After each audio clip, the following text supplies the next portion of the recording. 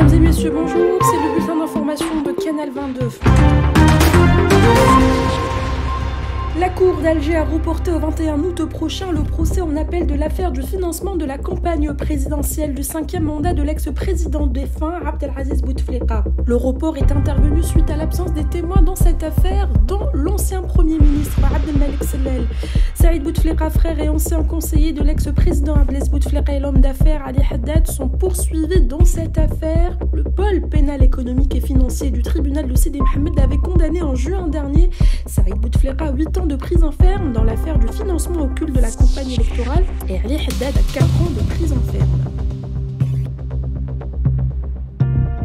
Le procès Futurgate a été reporté par la Cour d'Alger au 2 août prochain. Les influenceurs Numidja Zoul, Farouk Boudjmalin et Mohamed Aberkat, tous poursuivis dans le cadre de cette affaire, avaient écopé d'une peine d'1 an de prison ferme chacun. En première instance, le principal accusé dans cette affaire, Oussama El-Zaghi, a quant à lui été condamné à 7 ans de prison ferme et une amende d'1 million de dinars. Sa maman, Amara Souad, ex-députée, a été condamnée à 1 an de prison ferme et à une amende de 100 000 dinars. Ils sont tous accusés d'avoir escroqué 75 étudiants algériens par le biais d'une société fictive qui avait proposé sur les réseaux sociaux des offres pour poursuivre les études dans des universités étrangères en Ukraine, en Turquie et en Russie.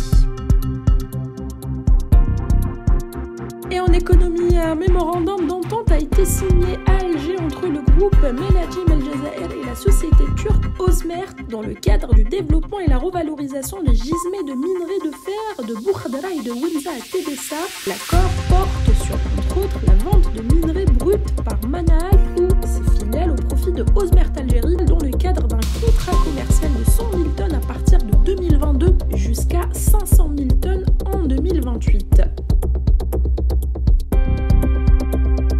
Bulletin météo spécial de niveau 1 prévoit des pluies orageuses ce mercredi 27 juillet 2022 dans les wilayas de Soughra, Saïn Gaza, Borj Bouaririj, Oum el-Bouaguit, Bessaguel, Mastif et Constantine. Il y aura nécessité pour Israël d'agir contre l'Algérie, c'est ce qu'a déclaré textuellement Raphaël Jérusalemi, ex-officier du Mossad, sur la chaîne pro-israélienne I24.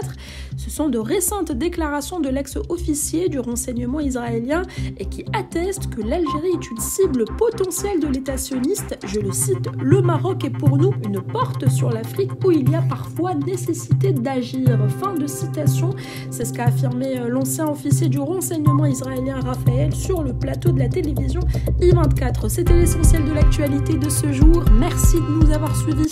Excellente journée à tous.